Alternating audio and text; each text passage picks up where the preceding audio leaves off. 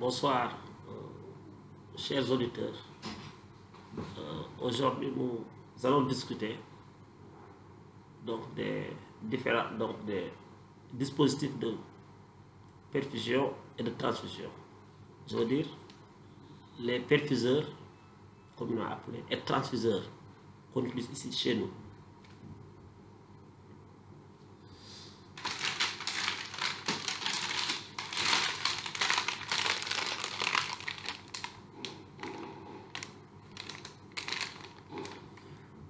Ces deux dispositifs qui ont beaucoup de ressemblances, mais aussi avec des différences, de petites différences, qui ne s'utilisent pas, dont les indications sont différentes.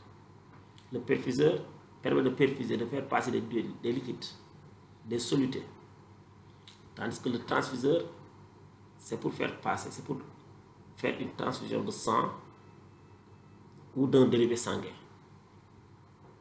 de sang total, de kilos globulaires ou de concentré plaquettaire, dérivé sanguin. Donc on utilise un perfuseur. C'est servi stérile dans un emballage. Donc quand on ouvre par l'extrémité, on évite de toucher à l'intérieur. C'est comme ça qu'on sert un stérile. On le laisse tomber dans le plateau stérile ou le champ stérile. Une fois servi, vous verrez que le perfuseur est composé de... Donc c'est une tubulure qui est longue, comme un raccord, une tubulure qui est longue. Avec ce petit truc, on va y revenir sur la tubulure, et avec deux extrémités. Cette partie qui doit aller vers le flacon de perfusion, le liquide, et cette autre extrémité qui doit aller vers le cathéter du malade.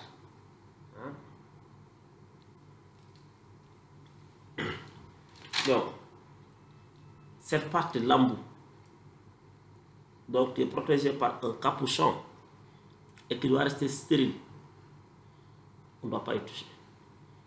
Donc, doit être mis dans le bouchon, dans le flacon de perfusion. Et grâce aux trous, aux perforations, ça permet au liquide d'entrer et de tomber ici pour aller vers le malade. Cette partie, appelée stélégoutte ou chambre à eau, est ici munie donc d'une prise d'air, sans quoi le liquide peut ne pas descendre, qu'on peut ouvrir pour permettre au liquide de descendre, ou qu'on peut fermer. Maintenant, après donc cette partie appelée stélégoutte, il y a donc cette longue tubulure où on a donc une pince réglette. Ça permet donc de régler le débit. Le débit, c'est-à-dire la vitesse à laquelle le liquide va tomber pour aller vers le malade. Ça se règle ici. Notamment pour... Donc c'est comme ça, avec une petite roulette au milieu, qu'on peut faire descendre comme ça. Quand on le fait descendre comme ça vers le bas, c'est fermé. La perfusion ne fonctionne plus. Quand on le fait monter vers le haut comme ça permet donc d'ouvrir.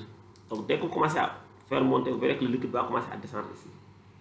Et si vous voulez que le liquide, donc le débit, ce qu'on appelle le débit qui n'est rien d'autre que une quantité de liquide qui passe pendant un temps donné, on parle de débit. Donc si vous voulez que le débit soit rapide, vous ouvrez ça, plus vous allez vers le haut, plus ça descend rapidement. Maintenant, cette partie l'embout qui doit rester stérile, quand ça perfore, quand vous le mettez dans le flacon, vous devez appuyer ici. Quand vous appuyez, vous relâchez, ça se remplit de liquide. Le liquide descend pour remplir cette partie. Il faut le remplir jusqu'à moitié ou bien jusqu'au 3/4. On ne remplit pas complètement. On doit laisser donc cet espace-là vide, donc un tiers qui doit être vide, pour qu'on voit le liquide tomber, les gouttes. Ça nous permettra d'être sûr que la perfusion est en train de passer, parce qu'on verra les gouttes tomber. Et ça nous permettra de compter le nombre de gouttes qui tombent par minute. Ça, c'est le débit de la perfusion. On rappelle, le débit de la perfusion est calculé suivant ce type de perfuseur. Donc, suivant une formule.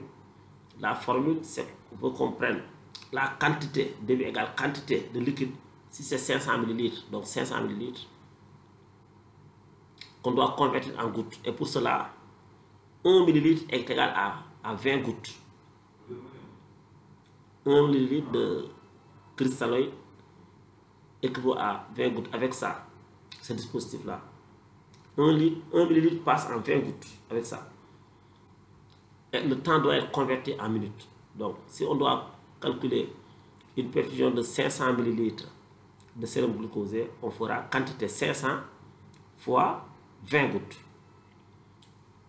divisé par le temps 4 heures. Donc 4 fois, pour convertir 4 heures en minutes, on fera 4 fois 60 minutes.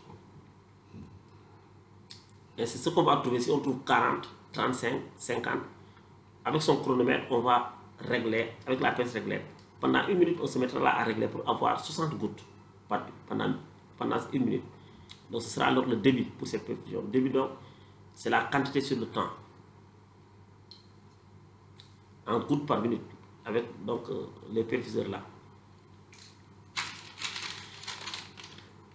Il existe aussi donc des, si vous allez dans des services donc de pédiatrie, de néonatologie, il existe donc des perfuseurs donc spéciaux qui permettent, parce que c'est pas le même débit qu'on a chez l'adulte.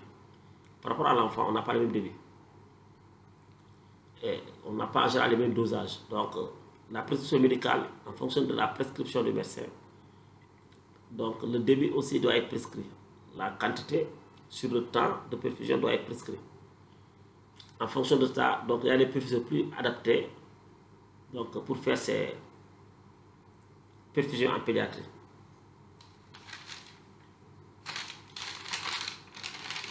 Qu'on appelle les pédiaperf, perfuseurs de pédiatrie. Donc si vous comparez, ça c'est le transfuseur. Le transfuseur, ça c'est pour transfuser du sang. Il ressemble beaucoup au perfuseur. Déjà, de près, vous voyez la petite différence. C'est au niveau des styles-gouttes.